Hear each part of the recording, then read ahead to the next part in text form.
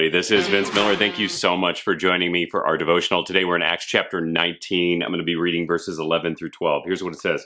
And God was doing extraordinary miracles by the hands of Paul, so that even handkerchiefs or aprons that had touched his skin were carried away to the sick, and their diseases left them, and the evil spirits came out of them. So today, I want to share a little bit of backstory so that we can see the contrast with what is to come in the text today and for the next few days. Ephesus, where Paul was currently, was a very metropolitan city in its time. You will see in the video today that Ephesus was a port city and was very significant in the Roman Empire. Its population was probably about 250,000 in Paul's time, and it was wealthy and opulent. It had an advanced water system, a complex sewer system, was surrounded by beautiful homes, and had a beautiful main street that began down at the port and trailed up the mountainside. But the main attraction of Ephesus was the Temple of Artemis. Now, the Temple of Artemis, its Greek name, or the Temple of Diana, its Roman name, was one of the 7 wonders of the ancient world. While the temple is not standing today, during its time, it was so spectacular that Philo of Byzantium was quoted saying, "I have seen the walls and hanging gardens of ancient Babylon, the statue of Olympian Zeus, the Colossus of Rhodes, the mighty works of the high pyramids, and the tomb of Mausolus. But when I saw the temple at Ephesus rising to the clouds, all these other wonders were put in the shade." And what Philo was doing here is he was listing other wonders compared to what he believed to be one of the ancient wonders of the entire world, the Temple of Diana. So now the question is, who is Diana? Well, Diana was a Greek goddess. She was a twin, the sister to her brother Apollo. They were both children of Zeus. She was primarily associated with hunting and revered as the goddess of the woods, of childbirth, of fertility, of purity, of moon, and wild animals. That's a lot of things.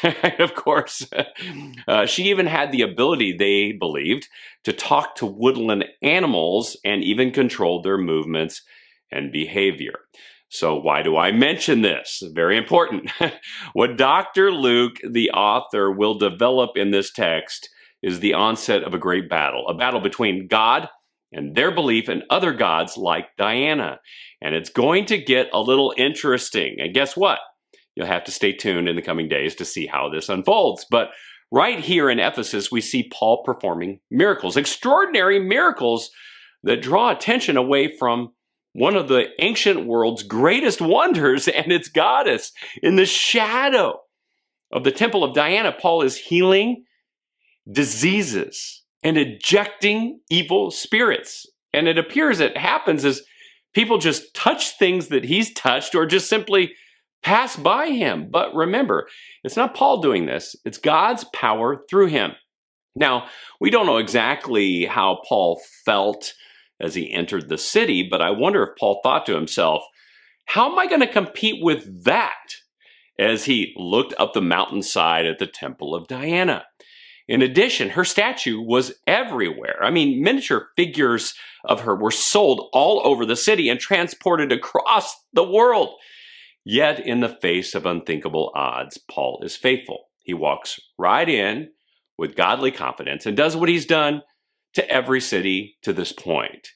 He counters worldly fanaticism with godly belief, knowing that his God is greater than the greatest of the 7 wonders of the ancient world. And so God begins working through him in small ways to draw attention, not to himself, but to God. Today, I want you to consider this question. How do you need to hold fast to your godly belief in the face of worldly fanaticism? Consider that and then act on it in a small way, like Paul did. I love you guys. Have a great day. Pass this Devo on to someone else you know. I'll see you right back here again tomorrow.